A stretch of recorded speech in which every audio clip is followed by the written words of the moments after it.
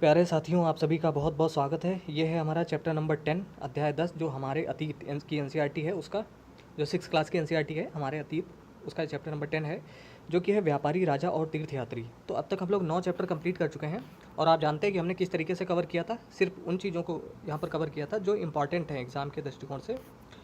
तो यहाँ से स्टार्ट करते हैं आज। दक्षिण भारत सोना मसाले। तो इसमें पढ़ना क्या क्या है? एक तो व्यापारियों के बारे में पढ़ना है, दूसरा कुछ तीर्थयात्री थे, विदेशी तीर्थयात्री जो भारत की यात्रा पर आए थे, और कुछ राजाओं के बारे में।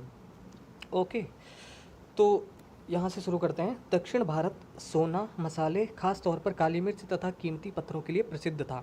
तो ये थोड़ा सा याद रखिए कि दक्षिण भारत किन किन चीज़ों के लिए प्रसिद्ध था। काली मिर्च की रोमन साम्राज्य में इतनी मांग थी कि इसे काले सोने के नाम से बुलाते थे। व्यापारी इन सामानों को समुद्री जहाज़ों और सड़कों के रास्ते रोम पहुंचाते थे। तो किन रास्तों से?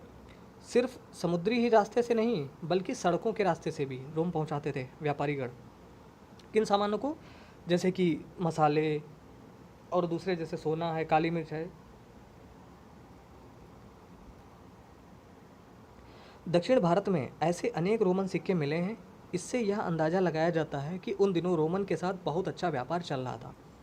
तो रोमन सिक्के मिले हैं, इससे हमें ये पता चलता है कि जब यहाँ से चीज़ें रोमन साम्राज्य को भेजी जाती थी, यानी रोम को भेजी जाती थी, तो उसके बदले में हमको सोने के सिक्के मिलते थे रोम से।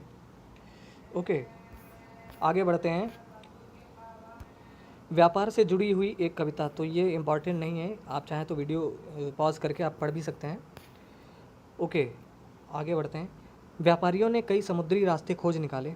इनमें से कुछ समुद्र के किनारे चलते थे, कुछ अरब सागर और बंगाल की खाड़ी पार करते थे।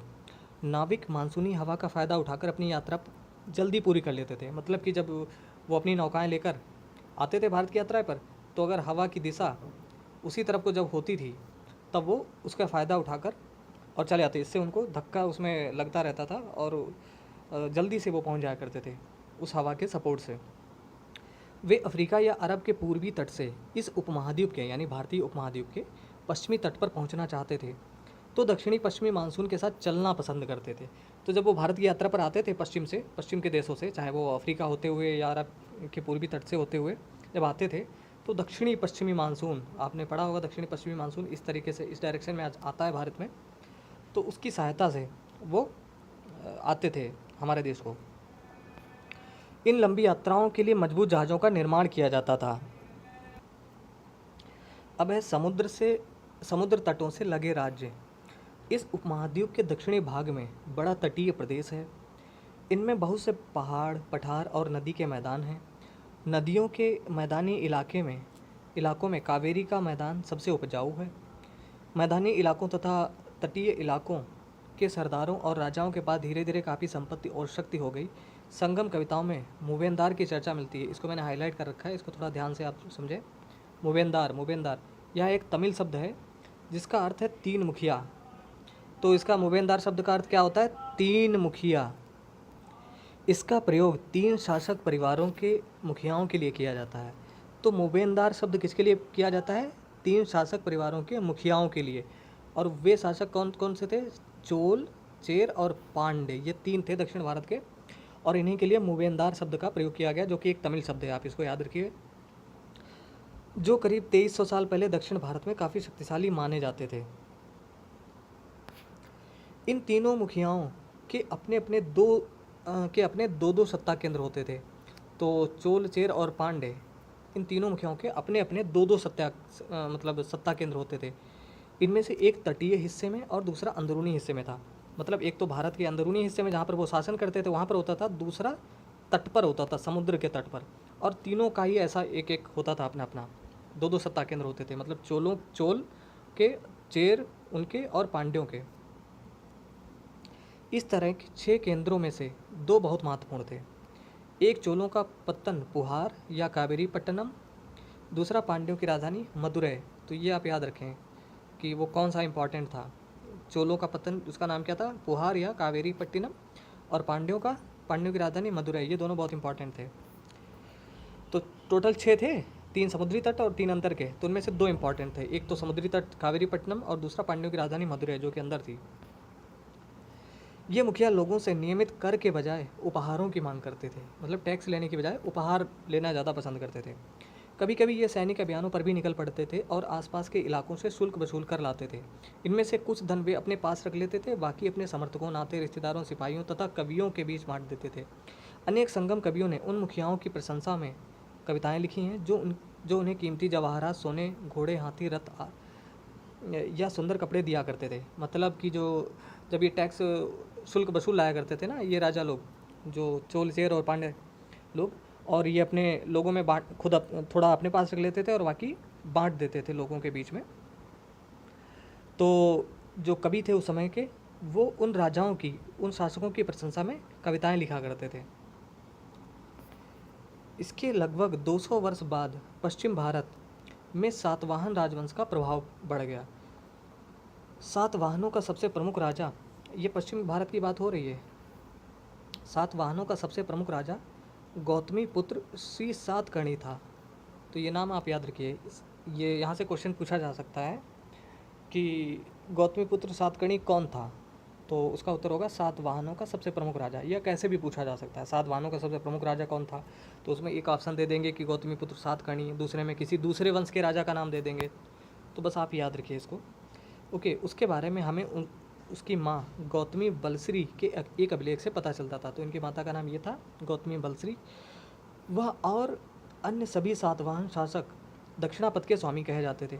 तो दक्षिणापथ के स्वामी कौन कहे जाते थे? सातवाहन वंश के शासक, उनको कहा जाता था दक्षिणापथ के स्वामी। दक्षिणापथ का शाब्दिक अर्थ दक्षिण की ओर जाने वाला रास्ता होता है। पूरे दक्षिणी क्षेत्र के लिए भी यही नाम प्रचलित था। श्री सातकर्णी ने पूर्वी, पश्चिमी तथा दक्षिणी तटों पर अपनी सेनाएं भेजीं। ओके, तो ये थोड़ा सा जान लिया। अब है रेशम मार्ग की कहानी। कीमती चमकीले रंग और चिकनी मुलायम बनावट की वजह से रेशमी कपड़े अधिकांश समाज में बहुमूल्य माने जाते हैं। रेशमी कपड़ा तैयार करना एक जटिल प्रक्रिया है। रेशम के कीड़े से कच्चा रेशम निकालकर सूत कताई होती है और फिर उससे कपड़ा बुना जाता है। तो रेशम किससे बनता है? कीड़ों के उससे बनाया जाता है। तो ये तो आपको पता ही होना चाहिए। रेशम बनाने की तकनीक का आविष्कार सबसे पहले चीन में करीब 7000 पहले हुआ। तो ये इम्पॉर्टेंट फैक्ट है कि रेशम का आविष्कार कहाँ हुआ। रेशम बनाने की तकनीक का आविष्कार कहाँ हुआ? सबसे पहले चाइना में हुआ था, चीन में, जो कि आज से लगभग 7000 साल पहले हुआ, यानी बहुत बड़ी बात है उस समय। इस तकनीक को उन्होंने हज़ारों सालों तक बाकी दुनिया से छुपाए रखा। वे नहीं चाहते थे कि दूसरे लोग जान पाएँ। पर चीन से पैदल, घोड़ों या ऊँटों पर कुछ लोग दूर दूर की जगहों पर जाते थे और अपने साथ रेशमी कपड़े भी ले जाते थे। जिस रास्ते से ये लोग यात्रा करते थे वह रेशम मार्ग के नाम से प्रसिद्ध हो गया। तो ये कहानी थोड़ी सी आपको समझ में आई कि जो चीनी लोग थे उन्होंने 7000 साल पहले इस तकनीक का, रेशम बनाने की तकनीक का आविष्कार किया था, की खोज की थी और दुनिया से बचा के रखी थी वो तकनीक, उसको बताया, दुनिया से शेयर नहीं किया था। लेकिन होता ये था कि जो चीनी यात्री होते थे वे चाहे पैदल या घोड़े या ऊँटों पर दूर दूर की जगहों पर जाते थे और अपने साथ रेशम के कपड़े भी ले जाते थे। तो जिस रास्ते से वो जाया करते थे वो रास्ता, उस रास्ते का नाम क्या पड़ गया? रेशम मार्ग, या इंग्लिश में कह सकते हैं सिल्क रूट के नाम से प्रसिद्ध हो गया। तो कभी कभी चीन के शासक, और इसी वजह से ये जो है, ये खोज जो उनकी थी ना, जिसको छुपाए रखा था उन्होंने, वो बाकी दुनिया में भी फैल गई थी। ओके, कभी कभी चीन के शासक ईरान और पश्चिमी एशिया के शासकों को उपहार के तौर पर रेशमी कपड़े भेजते थे। यहाँ से रेशम के बारे में जानकारी और भी पश्चिम की ओर फैल गई। करीब 2000 साल पहले रोम के शासकों और धनी लोगों के बीच रेशमी कपड़े पहनना एक फैशन बन गया। तो इसकी कीमत बहुत ही ज़्यादा होती थी क्योंकि चीन से इसे लाने में दुर्गम पहाड़ी और रेगिस्तानी रास्तों से होकर जाना पड़ता था। यही नहीं, रास्ते के आसपास रहने वाले लोग व्यापारियों से यात्रा शुल्क भी मांगते थे। तो जिन रास्तों से वे गुजरते थे यात्रीगण, तो रास्ते में जो भी स्थान पड़ते थे वहाँ के जो व्यापारी लोग होते थे वो उसका शुल्क भी ले लिया करते थे उनसे। ओके, इसमें सिल्क रूट तथा उसकी शाखाओं को दिखाया गया है। ये मानचित्र की बात कर रहे हैं प्रश्न नंबर 84-85 पर।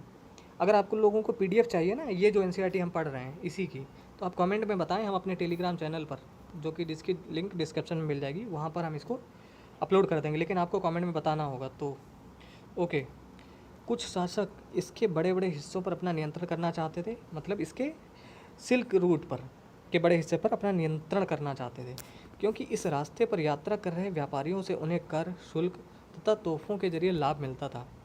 इसके बदले ये शासक इन व्यापारियों को अपने राज्य से गुजरते वक्त लुटेरों के आक्रमणों से सुरक्षा देते थे। तो उनको बहुत सारे लाभ थे। एक तो उनसे बहुत सारा टैक्स मिल जाया करता था और बहुत सारे तोहफे मिल जाते थे, उपहार मिल जाते थे और व्यापारियों को सुरक्षा मिल जाती थी। सिल्क रूट पर नियंत्रण रखने वाले शासकों में सबसे प्रसिद्ध कुषाण थे। तो ये बहुत इंपॉर्टेंट फैक्ट है यहाँ पर कि सिल्क रूट पर नियंत्रण रखने वाले शासकों में सबसे प्रसिद्ध कौन थे? कुषाण। करीब 2000 साल पहले मध्य एशिया तथा पश्चिमोत्तर भारत पर इनका शासन था। किसका? कुषाणों का। कहाँ शासन था? मध्य एशिया और पश्चिमोत्तर भारत पर। कितने साल पहले? 2000 साल पहले। पेशावर और मथुरा इनके दो मुख्य शक्तिशाली केंद्र थे। किनके? कुषाणों के। तक्षशिला भी इनके ही राज्य का हिस्सा था। इनके शासनकाल में ही सिल्क रूट की एक शाखा मध्य एशिया से होकर सिंधु नदी के मुहाने के पत्तनों तक जाती थी। फिर यहाँ से जहाज़ों द्वारा रेशम पश्चिम की ओर रोमन साम्राज्य तक पहुँचता था।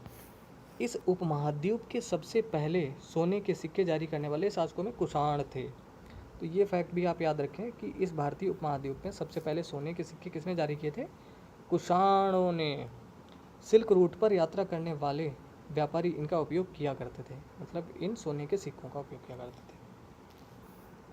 अब आगे बढ़ते हैं। बौद्ध धर्म का प्रसार, ये थोड़ा इंपॉर्टेंट है, ध्यान से देखिएगा। कुषाणों का सबसे प्रसिद्ध राजा कनिष्क था। कौन था? कनिष्क। उसने करीब 1900 साल पहले शासन किया। उसने एक बौद्ध परिषद का गठन किया। बौद्ध परिषद यानी बौद्ध संगीत भी आप कह सकते हैं। आप हमें कमेंट में बताएं कि कौन सी बौद्ध संगीति थी जो कनिष्क ने की थी और कहाँ की थी। कुंडलवन कश्मीर में की थी। कब की थी आप ये हमें बताएं और कौन सी थी वो। ओके। एक बौद्ध परिषद का गठन किया जिसमें एकत्र होकर विद्वान महत्वपूर्ण विषयों पर विचार विमर्श करते थे। बुद्ध की जीवनी बुद्ध चरित के रचनाकार कवि अश्वघोष। तो बुद्ध चरित किसने लिखी थी पुस्तक? अश्वघोष ने। और ये कहाँ रहते थे? कनिष्क के दरबार में रहते थे। और ये बुद्ध चरित में क्या लिखा है? बुद्ध की जीवनी लिखी हुई है। अश्वघोष तथा अन्य बौद्ध विद्वानों ने अब संस्कृत में लिखना शुरू कर दिया था। इस समय बौद्ध धर्म की एक नई धारा महायान का विकास हुआ। तो महायान का विकास हुआ। इसकी दो मुख्य विशेषताएं थीं। पहले मूर्तियों में बुद्ध की उपस्थिति सिर्फ कुछ संकेतों के माध्यम से दर्शाई जाती थी और मिसाल के तौर पर उनकी निर्वाण प्राप्ति को पीपल के पेड़ की मूर्ति द्वारा दर्शाया जाता था। पर अब बुद्ध की प्रतिमाएं बनाई जाने लगी। कब? जब महायान शाखा का विकास हुआ तो बुद्ध की प्रतिमाएं बनाई जाने लगी। इनमें से अधिकांश मथुरा में तो कुछ तक्षशिला में बनाई जाने लगी। यहाँ पे कुछ लिखा हुआ है। सांची के स्तूप की एक मूर्ति का चित्र। यहाँ इस वृक्ष और उसके नीचे के खाली आसन को देखो। मूर्तिकारों ने यह बताने के लिए खुदाई कर कि यह मूर्ति बनाई कि बुद्ध को ज्ञान की प्राप्ति इसी वृक्ष के नीचे बैठकर ध्यान करने से हुई। ओके। आगे बढ़ते हैं। दूसरा परिवर्तन बोधिसत्व में आया। तो इस समय दो परिवर्तन क्या हुए थे? एक तो महायान शाखा का विकास हुआ था और तो उसके बारे में पढ़ लिया। दूसरा परिवर्तन बोधिसत्व में आस्था को लेकर आया। बोधिसत्व उन्हें कहते हैं जो ज्ञान प्राप्ति के बाद एकांतवास करते हुए ध्यान साधना कर सकते थे, लेकिन ऐसा करने के बजाय वे लोगों को शिक्षा देने और मदद करने के लिए सांसारिक परिवेश में ही रहना ठीक समझने लगे।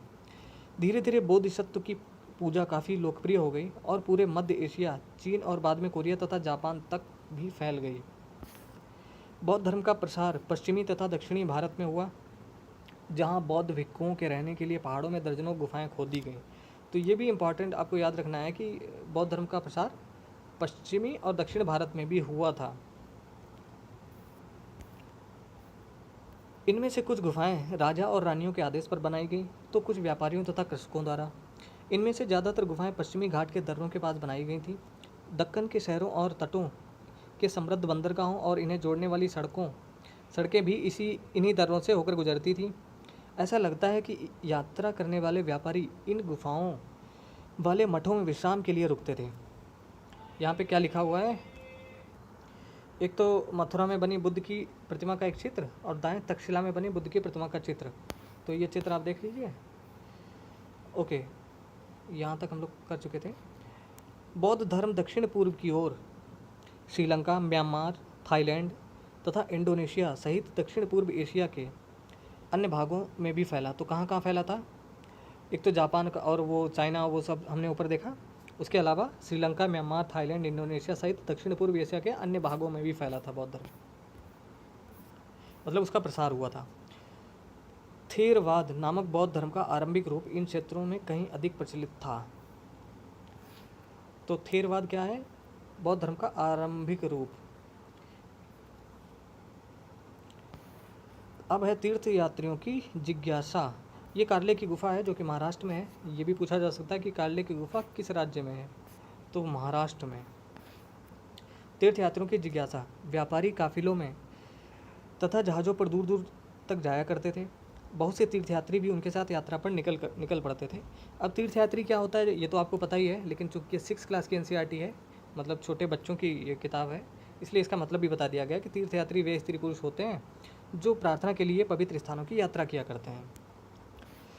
ओके, इसी तरह भारत की यात्रा पर आया चीनी बौद्ध तीर्थयात्री फा शियन, ये नाम आप याद रखें, काफ़ी प्रसिद्ध है। वह करीब 1600 साल पहले आया था। तो कब आया था?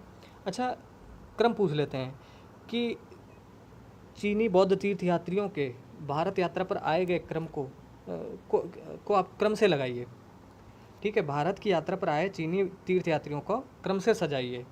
तो उनका क्रम सन दे देते हैं, सन 1600 ईस्वी में, मतलब नाम दे देंगे कि हुएनसांग, सुएंत्सांग, फायान, फाशियन, ये सब दे देंगे और आपको क्रम बढ़ते हुए क्रम में लगाना होगा आपको कि कौन पहले आया कौन बाद में।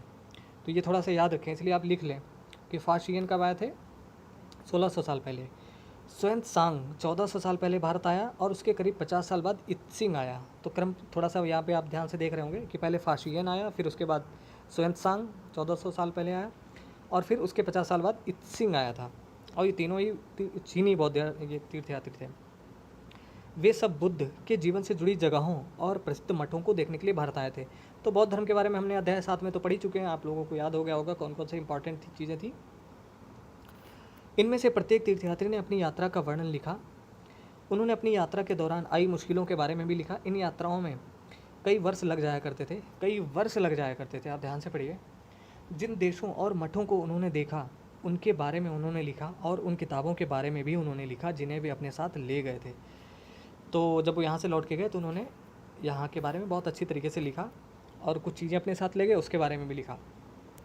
फा शियन चीन वापस कैसे लौटा? तो जो मैंने ऊपर हम लोगों ने पढ़ा ना कि कैसे मुश्किलों का सामना करना पड़ता था, उसी के बारे में यहाँ पे कुछ जो है दिया गया है। तो चलिए पढ़ लेते हैं। फा शियन ने अपने घर चीन वापस लौटने के लिए अपनी यात्रा बंगाल से शुरू की। वह व्यापारियों के एक जहाज़ पर चढ़ा। मुश्किल से वे 2 दिन ही चल पाए थे कि एक समुद्री तूफान में फंस गए। व्यापारी अपने जहाज़ को डूबने से बचाने के लिए उसमें से अपने माल को फेंककर जहाज़ को हल्का करने की कोशिश करने लगे। फा शियन ने भी अपने सामान को तो फेंक दिया, पर अपनी उन पांडुलिपियों और बुद्ध की मूर्तियों को नहीं फेंका जिसे वे अपनी भारत यात्रा के दौरान संकलित की थी उन्होंने। तो यहाँ पर एक बहुत ही इंपॉर्टेंट चीज़, बहुत ही अद्भुत चीज़ आपको देखने को मिल रही है कि ज्ञान कितना इंपॉर्टेंट, कितनी महत्ता रखता है, चाहे वो आज की बात हो या फिर हज़ारों वर्ष पहले की बात हो या 2-2.5 साल पहले की बात हो, जो कि हम जिसके बारे में ये पढ़ रहे हैं कि उन्होंने बाकी सामान तो अपना फेंक दिया जो व्यापारियों का या वैसा सामान होता था, लेकिन अपनी पांडुलिपियाँ और बुद्ध की मूर्तियों को नहीं भेजा। तो मूर्तियाँ जाहिर सी बात है कि थोड़ी मतलब उनमें वजन होगा कुछ, लेकिन उनको उन्होंने नहीं फेंका, बाकी अपना सारा सामान फेंक दिया समुद्र में। ठीक है, तो ज्ञान कितना मतलब सम्मानजनक होता है हमेशा ही। यहाँ पर एक चीज़ देखने को मिल रही होगी आपको। ओके, अंततः 13 दिनों के बाद आंधी रुकी। उसने अपने समुद्र का वर्णन इस प्रकार किया है, मतलब जो बाद में उन्होंने जो पुस्तक लिखी होगी यहाँ के बारे में। समुद्र असीम है, सूर्य, चांद तथा या तारों की गति को देखे बिना यह पता लगा पाना असंभव है कि पूर्व किधर है या पश्चिम किस दिशा में है। अगर बरसात और अंधेरा हो तो जहाज़ को हवा की रुख में ले जाने के अलावा और कोई चारा नहीं। जिधर हवा होती थी उधर ही जहाज़ चल पड़ता था। जावा पहुंचने में उसे 90 दिन से भी ज़्यादा समय लगा। वह 5 महीनों के लिए रुका। वह 5 महीने के लिए रुका। इसके बाद दूसरे व्यापारी जहाज़ में चढ़कर वह चीन पहुंचा। तो पहले वो यहाँ से कहाँ पहुंचा? जावा, और जावा से दूसरे व्यापारी जहाज़ में चढ़कर वह फिर चीन गया था। कौन? फा शियन। ओके, अब बात करते हैं सुएंत्सांग भूमार्ग से उत्तर पश्चिम और मध्य एशिया होकर चीन वापस लौटा। तो ये थोड़ा सुरक्षित लौट गए भाई। उसने सोने, चांदी और चंदन की लकड़ी की बनी बुद्ध की मूर्तियाँ तथा 600 से भी ज़्यादा पांडुलिपियाँ एकत्रित की थी। इन्हें वह 20 घोड़ों पर लादकर ले गया, यानी बहुत सारा ले गया। पर इसमें से 50 पांडुलिपियाँ उस समय खो गईं जब सिंधु नदी पार करते हुए उसकी नाव उलट गई। अपने जीवन का बाकी हिस्सा उसने बची हुई पांडुलिपियों का संस्कृत से चीनी अनुवाद करने में लगा दिया। तो कितनी विशिष्टता थी ज्ञान की। नालंदा शिक्षा का एक विशिष्ट केंद्र। श्वेतसांग तथा अन्य तीर्थयात्रियों ने उस समय के सबसे प्रसिद्ध बौद्ध विद्या केंद्र नालंदा, जो कि बिहार में है, का अध्ययन किया। उसने नालंदा के बारे में इस प्रकार लिखा। अच्छा, नालंदा विश्वविद्यालय की स्थापना किसने की थी, आप बता सकते हैं? गुप्त वंश के राजा कुमारगुप्त ने, ये आप याद रखिएगा, और विक्रमशिला के धर्मपाल ने। ओके, यहाँ के शिक्षक योग्यता तथा बुद्धि में सबसे आगे हैं। बुद्ध के उपदेशों का वह पूरी ईमानदारी से पालन करते हैं। मठ के नियम काफ़ी सख्त हैं, जिन्हें ये किसने लिखा था? श्वेतसांग ने लिखा था, और जिन्हें सबको मानना पड़ता है। पूरे दिन वाद विवाद चलते ही रहते हैं, जिससे युवा और वृद्ध दोनों ही एक दूसरे की मदद करते हैं। विभिन्न शहरों से विद्वान लोग अपनी शंकाएं दूर करने यहाँ आते हैं। नए आगंतुकों से पहले द्वारपाल ही कठिन प्रश्न पूछते हैं। उन्हें अंदर जाने की अनुमति तभी मिलती है जब वे द्वारपाल को सही उत्तर दे पाते थे। 10 में से 7-8 सही उत्तर नहीं दे पाते हैं। ओके, तो यहाँ प्रवेश कैसे मिलता था कि द्वारपाल जो होता था ना, पहले अगर कोई जाता था वहाँ पर, तो सबसे पहले द्वारपाल कहता था हमारे क्वेश्चन का आंसर दो। तो अगर उनके प्रश्नों का उत्तर दे देते थे तो उनको अंदर जाने दिया जाता था, नहीं तो उनको वापस कर दिया जाता था। बहुत बढ़िया चीज़ थी, इंटरव्यू समझ सकते हैं आप। ओके, अब है भक्ति की शुरुआत। इन्हीं दिनों देवी देवताओं की पूजा का चलन भी शुरू हुआ, बाद में हिंदू धर्म की यह प्रमुख पहचान बन गई। तो भक्ति मार्ग, भक्ति की शुरुआत, इसको थोड़ा ध्यान से समझें, क्योंकि मेंस एग्जाम में यूपीएससी या पीसीएस में भी पूछा जाता है भक्ति मार्ग के बारे में, तो कुछ न कुछ जानकारी होनी चाहिए अच्छी तरीके से। इसमें शिव, विष्णु तथा दुर्गा जैसे देवी देवता शामिल हैं। इन देवी देवताओं की पूजा भक्ति परंपरा के माध्यम से की जाती थी। भक्ति उस समय काफ़ी लोकप्रिय परंपरा बन गई। किसी देवी या देवता के प्रति श्रद्धा को ही भक्ति कहा जाता है। ये लाइन थोड़ी इंपॉर्टेंट है। किसी देवी या देवता के प्रति श्रद्धा को ही भक्ति कहा जाता है। भक्ति का पथ सबके लिए खुला था, चाहे वह धनी हो या गरीब, ऊंची जाति का हो या नीची जाति का हो, स्त्री हो या पुरुष। भक्ति मार्ग की चर्चा हिंदुओं के पवित्र ग्रंथ भगवद गीता में की गई है, तो ये भी आप याद रखें। अच्छा, यहाँ पे क्या लिखा हुआ है? बराह के रूप में विष्णु। एरण मध्य प्रदेश की यह शानदार मूर्ति विष्णु के बराह के रूप की है। तो ये कहाँ से प्राप्त हुई? मध्य प्रदेश, एरण से।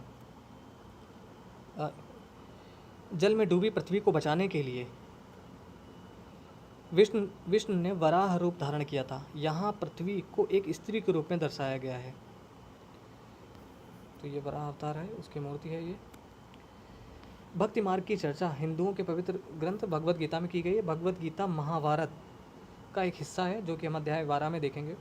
इसमें भगवान कृष्ण अपने भक्त और मित्र अर्जुन को सभी धर्मों को छोड़कर उनकी शरण में आने का उपदेश देते हैं, यानी भक्ति मार्ग का उपदेश देते हैं, क्योंकि केवल कृष्ण ही अर्जुन को सारी बुराइयों से मुक्ति दिला सकते हैं। पूजा का यह रूप धीरे धीरे देश के विभिन्न भागों में फैलने लगा। भक्ति मार्ग अपनाने वाले लोग आडंबर के साथ पूजा पाठ करने के बजाय ईश्वर के प्रति लगन और व्यक्तिगत पूजा पर जोर देते थे। भक्ति मार्ग अपनाने वालों का यह मानना है कि अगर अपने आराध्य देवी या देवता की सच्चे मन से पूजा की जाए तो वह उसी रूप में दर्शन देंगे जिसमें भक्त उसे देखना चाहता है। इसलिए आराध्य देवी या देवता मानव के रूप में भी हो सकते हैं। इसलिए आराध्य देवी या देवता मानव के रूप में भी हो सकते हैं, या फिर सिंह, पेड़ या किसी भी रूप में। जैसे जैसे इस विचार को समाज द्वारा स्वीकृति मिलती गई, कलाकार देवी देवताओं की एक से बढ़कर एक खूबसूरत मूर्तियाँ तैयार करने लगे। अब है भक्ति। जैसा कि मैंने कहा कि मेंस एग्जाम में अगर पूछा जाए तो भक्ति के बारे में, तो कुछ चीज़ें होनी चाहिए जिनको आप नोट कर सकते हैं।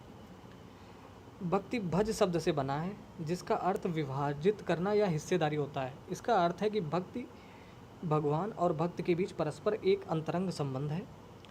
भक्ति भगवत या भगवान के प्रति झुकाव है। भगवत का एक अर्थ यह भी है जो अपने ऐश्वर्य तथा सुख को भक्तों के साथ बांटता है, यानी भक्त या भगवत अपने देवी देवता के भग का हिस्सेदार होता है।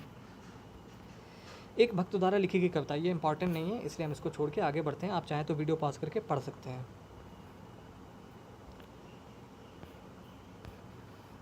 अच्छा, यहाँ पे एक शिव भक्त अपार का नाम लिखा हुआ है। तो अपार एक शिव भक्त थे, आप इसको देख सकते हैं। ओके, देवी देवताओं का विशेष सम्मान होता था, इसलिए विशेष जगहों पर ही इनकी मूर्तियों को रखा जाता था। इन स्थानों को ही मंदिर कहते हैं। अध्याय 12 में आप इनके बारे में पढ़ेंगे। भक्ति परंपरा ने चित्रकला, शिल्पकला तथा स्थापत्य कला के माध्यम से अभिव्यक्ति की प्रेरणा दी है। अब हिंदू शब्द के बारे में थोड़ा सा जान लेते हैं। हिंदू शब्द इंडिया शब्द की तरह ही सिंधु तथा इंडस से निकला है। यह शब्द अरबों तथा ईरानियों द्वारा उन लोगों के लिए उपयोग किया जाता था जो सिंधु नदी के पूर्व में रहते थे। यही शब्द उनके धार्मिक विश्वास तथा सांस्कृतिक परंपराओं के लिए भी प्रयुक्त होता था। अब है अन्यत्र। ये एक कॉलम छोटा सा हर एक चैप्टर के अंत में होता है कि उस समय दुनिया के दूसरे देशों में क्या हो रहा था।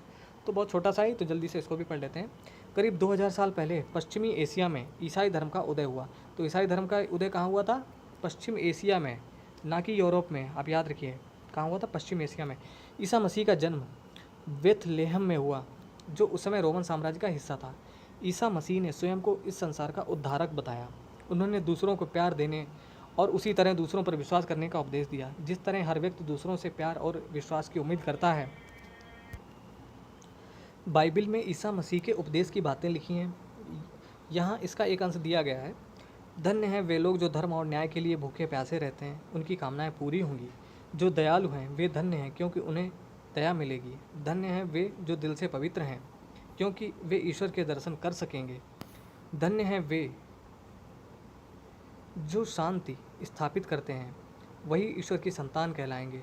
ईसा मसीह के उपदेश साधारण लोगों को बहुत पसंद आए और धीरे धीरे यह पश्चिमी एशिया, अफ्रीका तथा यूरोप में फैल गए। ईसा मसीह के मृत्यु के 100 सालों के अंदर ही भारतीय उपमहाद्वीप के पश्चिमी तट पर ईसाई धर्म प्रचारक पश्चिमी एशिया से आए।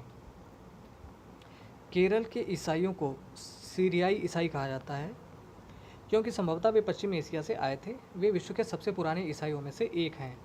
तो ये भी आप याद रखें थोड़ा सा। ओके, तो ये चैप्टर ख़त्म हो गया। यहाँ पे ये जोड़े बनाओ, मैचिंग करना है। अब देखिए एग्ज़ाम में क्वेश्चन बिल्कुल ऐसे ही पूछा जा सकता है कि जोड़े बनाओ। हालांकि यहाँ पर 5 दिए गए हैं, वहाँ पर 4 हो सकते हैं, 2 भी हो सकते हैं, 3 भी हो सकते हैं। तो चलिए इनको हम लोग करते हैं, क्योंकि चैप्टर पढ़ चुके हैं तो इनको बड़ी आसानी से कर सकते हैं। अगर आपने ध्यान से देखा होगा तो आप भी बहुत आसानी से कर लेंगे, और ये इस बात का प्रमाण होगा कि आपने चैप्टर को ध्यान से पढ़ा। तो दक्षिणापथ के स्वामी कौन थे?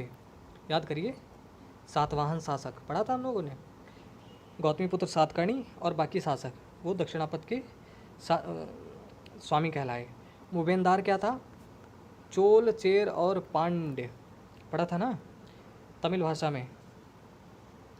अश्वघोष, यहाँ पर क्या होगा? बुद्ध चरित, इन्होंने बुद्ध चरित नामक पुस्तक लिखी थी।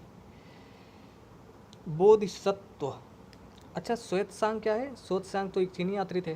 तो बोधिसत्व महायान बौद्ध धर्म से संबंधित है। ओके, तो कितने आसानी से हम लोगों ने कर लिया। तो अगर आप ध्यान से पढ़ेंगे चीज़ों को तो बड़ी आसानी से क्वेश्चन को सॉल्व कर लेंगे।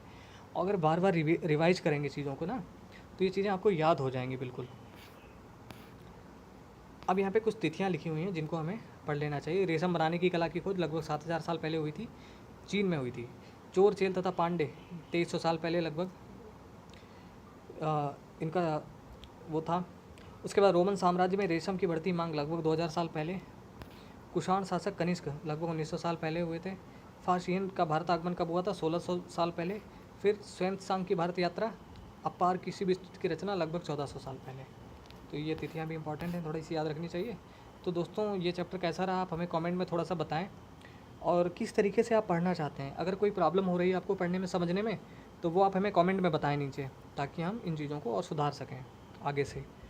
और ये वीडियो देखने के लिए बहुत बहुत धन्यवाद। अगर अच्छा लगा हो तो आप प्लीज़ इसको लाइक कर दीजिएगा, और अपने दोस्तों के साथ शेयर कर सकते हैं आप इसे। चैनल पर नए हैं तो आप सब्सक्राइब कर लें। ओके, और क्या ज़रूरत है आपकी वो आप हमें कमेंट में बताएं, ताकि हम वैसे ही वीडियो बनाएंगे। तो दोस्तों ये वीडियो देखने के लिए बहुत बहुत धन्यवाद। मिलते हैं हम अपने अगले वीडियो में, तब तक के लिए जय हिंद।